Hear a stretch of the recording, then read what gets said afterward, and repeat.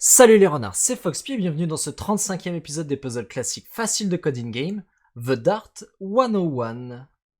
L'énoncé est le suivant, on va reproduire une partie de fléchettes avec les règles classiques. Alors, l'idée c'est que chaque joueur, à chaque manche, joue 3 fléchettes.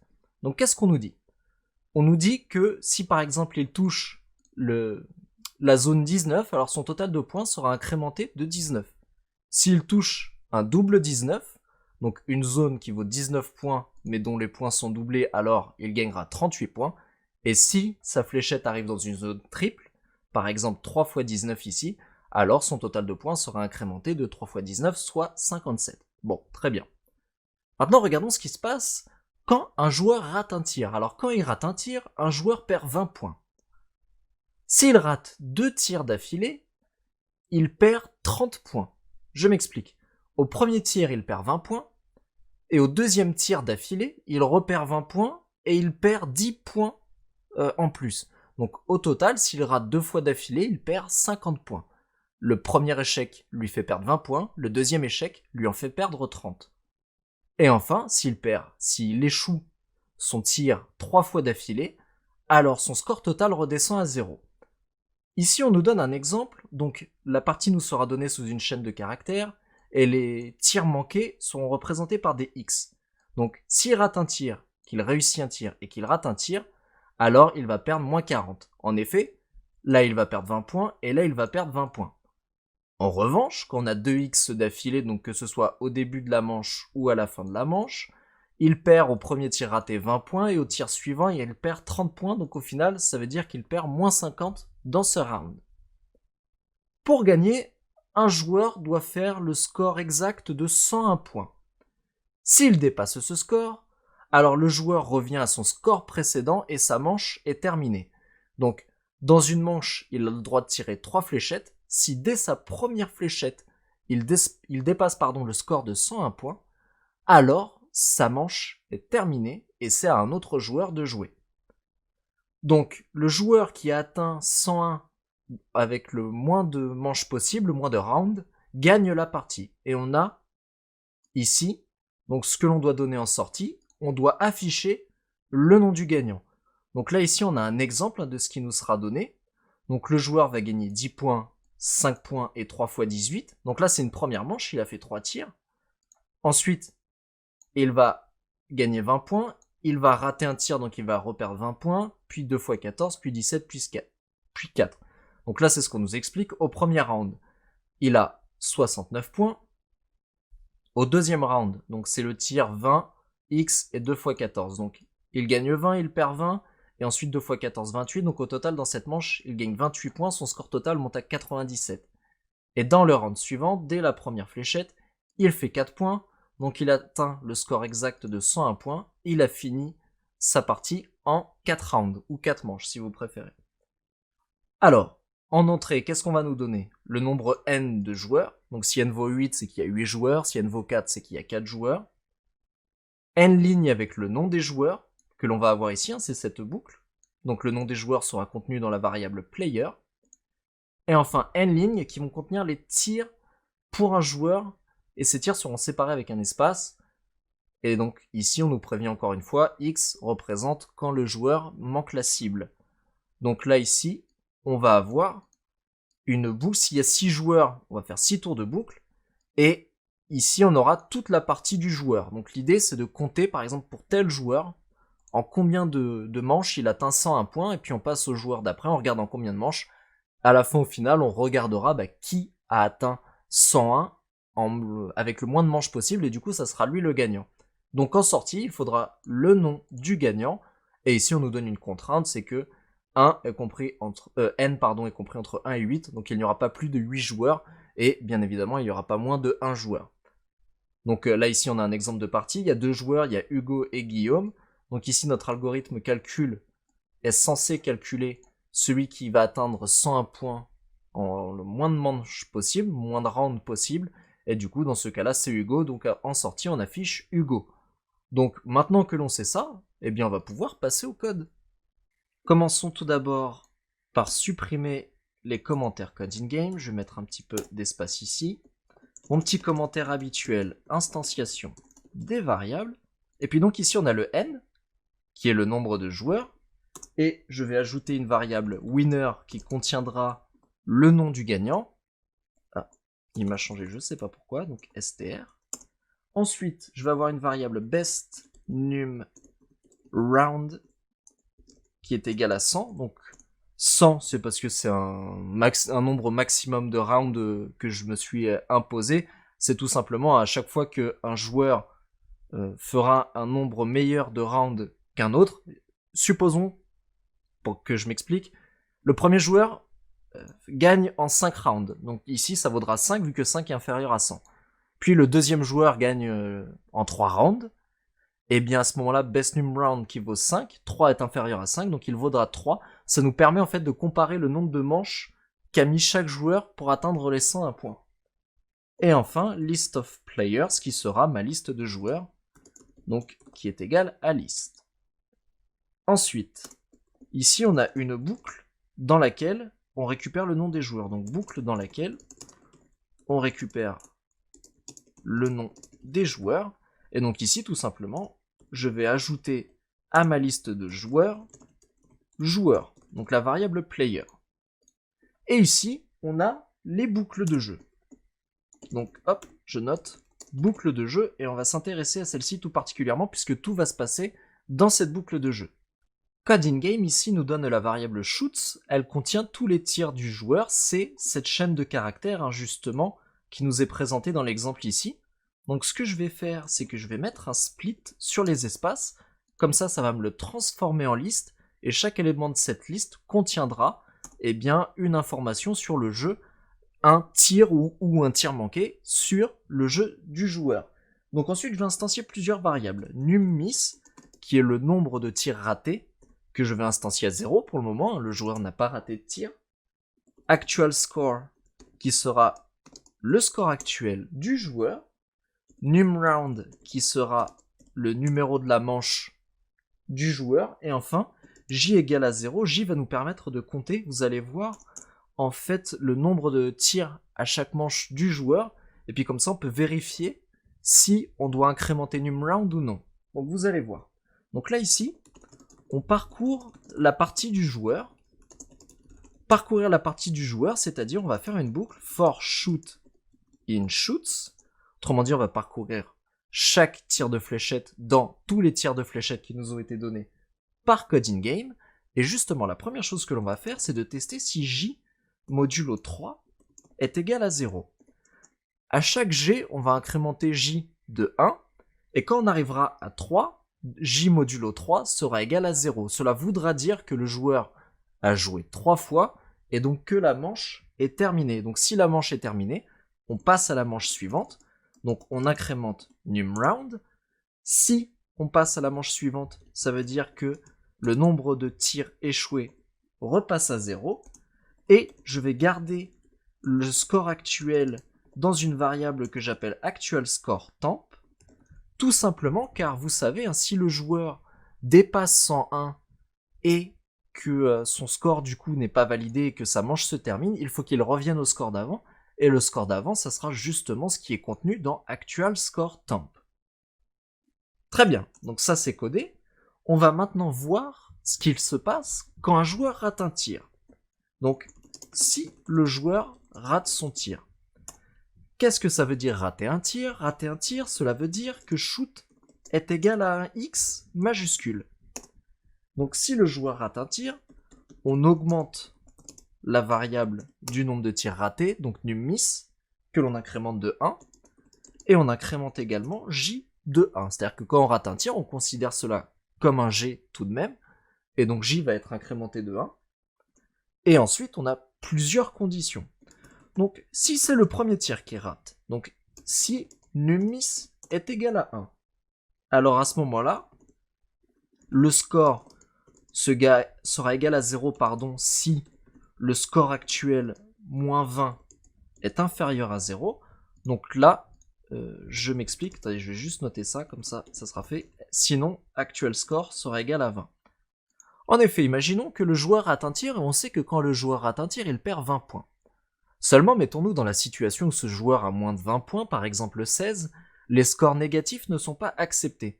Donc, si son score actuel moins 20, donc dans l'exemple que je viens de vous donner, 16 moins 20, c'est inférieur à 0, et c'est le cas vu que ça fait moins 4, alors on fait en sorte que son score soit égal à 0 et non à un score négatif. Sinon, c'est que son score actuel a plus de 20 points, et donc on lui soustrait 20 points. Deuxième condition, c'est cette fois-ci, là, il rate son deuxième tir d'affilée. Alors, on va reprendre un petit peu la même chose. Son score actuel sera égal à 0 si son score actuel moins 30 cette fois est inférieur à 0. Sinon, son score actuel est décrémenté de 30. Et enfin, donc le sinon, ça veut dire qu'il a raté 3 fois d'affilée. Et s'il a raté 3 fois d'affilée, on repasse le nombre de tirs ratés à 0. Et là, par contre, son score retombe tout simplement à 0. Donc là, on vient de tester tous les cas pour lesquels le joueur rate soit un tir, soit 2 d'affilée, soit 3 d'affilée. Donc ce que l'on va pouvoir faire à présent, c'est regarder la partie du joueur quand il marque des points. Donc, si le joueur réussit son tir, donc c'est le else. Alors à ce moment-là, on remet à 0 déjà son compteur de tir raté pour cette manche, et ensuite on va regarder une chose. Donc si il y a une étoile dans le tir, ça veut dire qu'il y a un multiplicateur de score. Donc on va avoir à gauche de l'étoile le multiplicateur et à droite le score. Donc ce que l'on va faire, c'est qu'on va instancier une variable calcul et qu'on va faire un split sur le shoot en choisissant l'étoile. Donc ça va nous transformer la chaîne de caractères shoot en liste en séparant les éléments qui sont à gauche et à droite de l'étoile. Donc on va se retrouver justement avec le multiplicateur et le nombre de points. Donc à ce moment-là, il ne reste plus qu'à incrémenter le score actuel avec donc ce qu'il y a int de calcul de 0. Rappelez-vous, il faut caster en int puisque c'est une chaîne de caractères, multiplié par int et ce qu'il y a à l'indice 1. Et donc là, on incrémente le score de cette façon. Sinon, ça veut dire que le joueur n'a pas tapé, que sa fléchette n'a pas été sur un multiplicateur, et donc on incrémente juste son nombre de points. Donc actual score plus égal int de shoot. Donc voilà, ça on va dire que c'était, je vais mettre un petit commentaire, donc ça c'est pour quand le joueur marque des points. Maintenant il nous reste une dernière petite chose à faire, c'est du coup déterminer si le score actuel dépasse 101 ou s'il est égal à 101, et à ce moment-là, s'il est égal à 100, on regarde s'il a été meilleur que ses opposants pour savoir si c'est lui, hein, tout simplement, que l'on devra afficher dans le print final. Donc, si le score actuel dépasse 101 ou l'égalise, on va mettre ça comme ça. Donc, si actual score est supérieur à 101, alors actual score sera égal à actual score temp. Rappelez-vous, hein, c'est pour ça qu'on a créé cette variable de actual score temporaire. On garde le nombre de points de la manche précédente pour pouvoir le réattribuer à actual score quand il dépasse les 101. À ce moment-là, on sait aussi que ça termine son round, donc on passe au round suivant. Et si ça termine son round, J redevient égal à 0. On a une autre situation, donc sinon, si actual score est égal à 101, mais qu'en plus, le nombre de manches qu'il lui a fallu pour atteindre le score de 101 est meilleur que le nombre de manches qui a été obtenu par un concurrent et qui est contenu dans Best Num Round. Alors à ce moment-là, on veut changer Best Num Round et on le rend égal à Num Round. Et enfin, on veut récupérer le nom du joueur. À ce moment-là, winner est égal à list of players, list of players de i. Hein, rappelez-vous, ici on est for i in range n, hein, donc pour le ième joueur jusqu'au nème joueur exclu, hein, vu que rappelez-vous un range de n, ça va pas jusqu'à n, ça va jusqu'à n-1 et ça commence à 0. Donc voilà, et il nous reste le else à faire. Donc autrement dit, si son score n'a pas dépassé 101 ou n'a pas égalisé 101, alors à ce moment-là, on incrémente juste J de 1. Là, la boucle de jeu, elle est terminée. On a pris en compte tous les cas d'une partie de fléchette. Il nous reste donc qu'à afficher le gagnant. Et donc là, c'est bon, on va pouvoir lancer les tests. Regardons ça.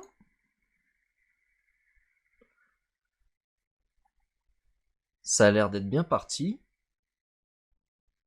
Donc tous les tests sont ouverts, on va pouvoir soumettre notre code. Et c'est un 100%, l'exercice est résolu. Si certains d'entre vous n'ont pas bien saisi mon algorithme, je vais faire un petit exemple de la manière dont il fonctionne avec par exemple l'exemple de l'énoncé. Donc dans l'énoncé, on nous dit qu'il y a 2 joueurs, donc n sera égal à 2, et on nous dit que c'est Hugo et Guillaume, donc ici dans la boucle, on va avoir Hugo, Guillaume, et à ma liste de joueurs, je vais ajouter premièrement Hugo, secondement Guillaume. Ensuite, on passe à la boucle de jeu. Donc là, on passe au tir de Hugo, et lui, il a cette chaîne de caractères. Donc shoots, ici, ne sera pas une chaîne de caractères, puisqu'ici, je fais un split avec tous les espaces. Donc autrement dit, ça va créer une liste, et là où il y a tous les espaces, en fait, eh bien, on va créer une séparation, et chaque élément qui seront à gauche et à droite des espaces seront des éléments uniques dans cette liste. Alors je peux peut-être donner un petit exemple. Ici, si je fais un print de shoots, et si ça c'est bel et bien ce qui est donné en exemple, voilà. Vous voyez ici que 10, 5, 3 x 18, 15, 5, 4, 8, ça devient une liste en fait, tout simplement, voilà, avec des chaînes de caractères. Donc, je vais supprimer mon petit print. Donc ici, le nombre de tirs ratés, le score actuel, on est au premier round, et ici, le J est égal à 0. Bon, très bien. For shoot in shoot. Donc là, on parcourt la partie du joueur. Donc là, on parcourt la partie d'Hugo. Et Hugo, il commence avec un tir à 10. Donc, if J modulo 3 égale 0. Là, ça n'est pas le cas. Donc, on passe à la suite. Si le joueur rate son tir, if shoot égale X, ça n'est pas le cas. Donc, si le joueur réussit son tir, on repasse à 0 son nombre de tirs ratés. Et quand le joueur marque des points, là, on teste donc s'il y a un multiplicateur ou non. Il n'y a pas de multiplicateur, donc là son score actuel, on va tout simplement l'incrémenter de 10. Et puis là ici, son score n'est pas supérieur à 100 et n'est pas égal à 101, donc on va incrémenter J de 1. Donc J vaut maintenant 1. On passe au tir suivant, donc c'est le 5. Donc est-ce que J modulo 3 est égal à 0? Non. 1 modulo 3 n'est pas égal à 0. Est-ce que le joueur rate son tir? Non, donc ça veut dire qu'il réussit son tir. Et là c'est encore une fois un simple tir, donc on ajoute 5, pour le moment son score total est de 15, 15 ne dépasse pas 101, donc on incrémente J de 1, et là J est égal à 2. On revient ici, on passe au tir suivant, 3 x 18. Donc 3 x 18, ça fait 54, J est égal à 2, donc 2 modulo 3, ça n'est pas égal à 0, donc on ne rentre pas dans cette condition. Est-ce que le joueur rate son tir? Non, il réussit son tir. Et donc enfin, donc s'il réussit son tir, on arrive ici, numis repasse à 0, et là, est-ce qu'il y a une étoile dans shoot? Oui, il y en a une. 3 x 18.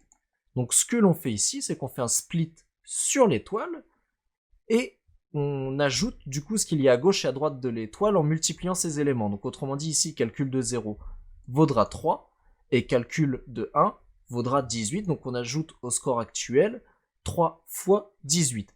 Le score actuel était de 15, on ajoute 54, donc le score actuel passe à 69. Enfin ici, c'est pas supérieur à 101, c'est pas égal à 101, donc on incrémente J de 1. Pardon, et J est à présent égal à 3. On remonte, on passe au tir suivant, donc là c'est 15. Donc, if J modulo 3 est égal à 0. Là c'est le cas, 3 modulo 3, c'est égal à 0. Donc on passe au round suivant, donc là on est au deuxième round. On repasse le nombre de tirs ratés à 0, et on maintient, enfin on enregistre le score de la manche précédente dans la variable actual score temp. Donc là ici son tir est égal à 15, donc il n'a pas raté son tir, on va dans le else ici. Donc c'est égal à 15, donc on ajoute 15, donc là on est à 84 au score total, donc ça n'a rien à voir avec les 101. Donc on incrémente J, donc là J est égal à 1. On remonte ici, on passe au tir suivant, donc 5. Donc J modulo 3 ici, comme J vaut 1, bah on rentre pas dans cette condition, il n'a pas raté son tir, on ne rentre pas dans cette condition. Et là c'est juste un simple chiffre, c'est 5, donc on l'ajoute, hop c'est en dessous, on l'ajoute, Donc on était à 84, on ajoute 5, on passe à 89. Donc toujours pareil, ça n'a rien à voir avec 101, donc on incrémente J de 1, puis on remonte. Donc J vaut 2, 2 modulo 3, ça n'est pas égal à 0, on ne rentre pas. Ici, son tir, il vaut 4, donc ce n'est pas un X, donc il n'a pas raté son tir, donc on va là. Et on ajoute à son score actuel, donc son score actuel était de 89, on ajoute 4, on passe à 93. Donc ça n'a rien à voir avec les 101, on incrémente J de 1, et donc J vaut 3. Ah, J vaut 3, donc là, 3 modulo 3, c'est égal à 0, donc on passe au round suivant. Donc là, on est au 3e round, son nombre de tirs ratés repasse à 0, et puis là, on garde en mémoire le score du round 2. Ensuite, on passe à ce tir-là, donc 8. Ce n'est pas un tir raté, on l'ajoute, et donc là, 93 plus 8, ça fait 101. Donc là, par contre, dans les dernières conditions, on va s'intéresser. Est-ce que le score est supérieur à 101? Non, ça n'est pas le cas. Par contre, il est égal à 101, et numRound est inférieur à best numRound, puisque numRound est égal à 3, et que pour le moment, best numRound est égal à 100. Donc, on va changer best numRound par le nombre de rounds de ce joueur, et on va retenir son nom. Donc, on va aller dans list of players de I, donc là, list of players de 0, et list of players de 0, ça contient Hugo, donc ici, winner sera égal à Hugo, et puis tac, on passe, ici, on sort de cette boucle, on revient au début de la boucle de jeu, et on passe au joueur suivant. Donc voilà, je ne vais pas vous faire le deuxième joueur, mais cet algorithme fonctionne de cette façon. Donc j'espère qu'en l'ayant décortiqué un petit peu, ça vous permet de bien comprendre comment il fonctionne. Je vais relancer tous les tests, histoire qu'ils me gardent en mémoire, parce que vous savez, sur Code in Game, quand vous lancez un test, en fait, ça enregistre votre code. Et puis je vais retourner ici sur soumettre pour vous indiquer qu'il y a toujours à votre disposition le code de la communauté. Alors, ayant d'autres projets en vue pour la chaîne, je n'ai plus le temps de faire les revues de code de la communauté, mais je vous invite comme toujours à les regarder.